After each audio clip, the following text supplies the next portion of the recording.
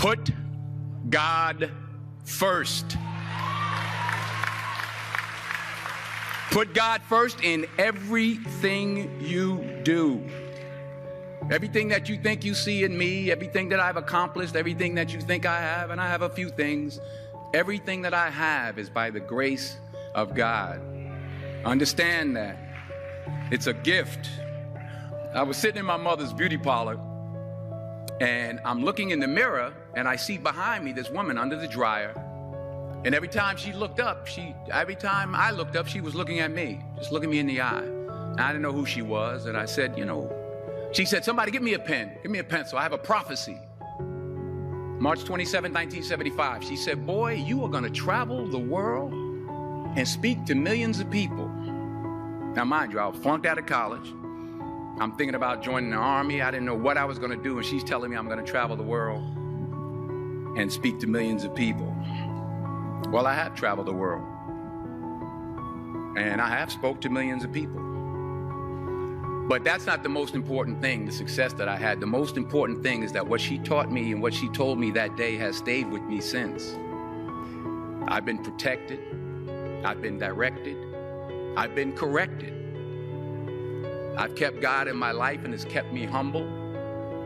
I didn't always stick with him, but he always stuck with me. So stick with him in everything you do. If you think you want to do what you think I've done, then do what I've done and stick with God. Number 2, fail big. That's right. Fail big. Today's the beginning of the rest of your life, and it can be very frightening. It's a new world out there. It's a mean world out there, and you only live once. So do what you feel passionate about. Take chances, but don't be afraid to go outside the box. Don't be afraid to think outside the box. Don't be afraid to fail big, to dream big. But remember, dreams without goals are just dreams, and they ultimately fuel disappointment. So have dreams, but have goals. And understand that to achieve these goals, you must apply discipline and consistency. In order to achieve your goals, you must apply discipline, which you have already done, and consistency every day, not just on Tuesday and miss a few days. You have to work at it every day. You have to plan every day. You've heard the saying, we don't plan to fail, we fail to plan. Hard work works.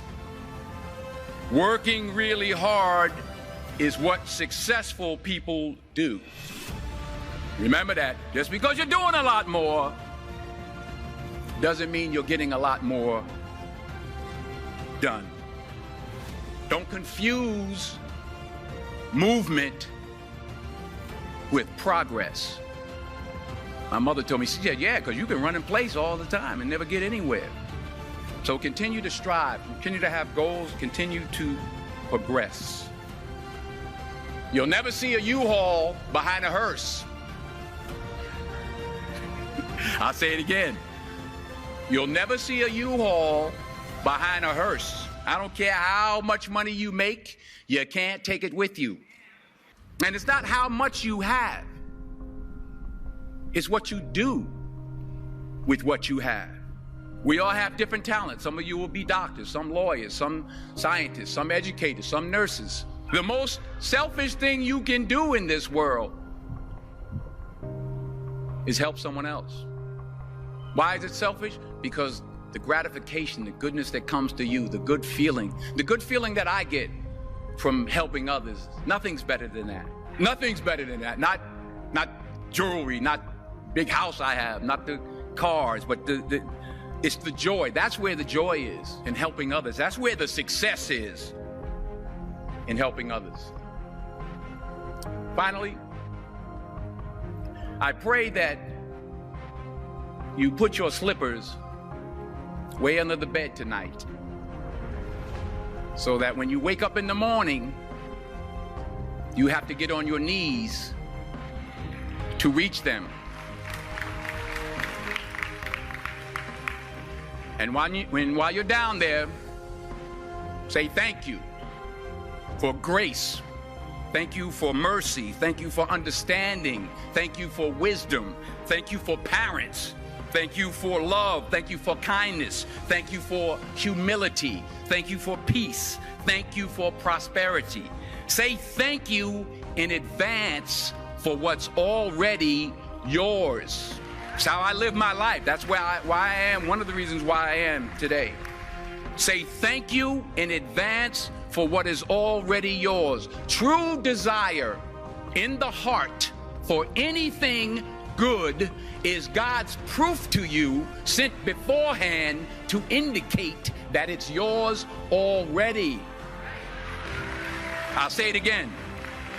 True desire in the heart, that itch that you have, whatever it is you want to do, that thing that you want to do to help others and to grow and to make money, that desire, that itch, that's God's proof to you, sent beforehand already to indicate that it's yours.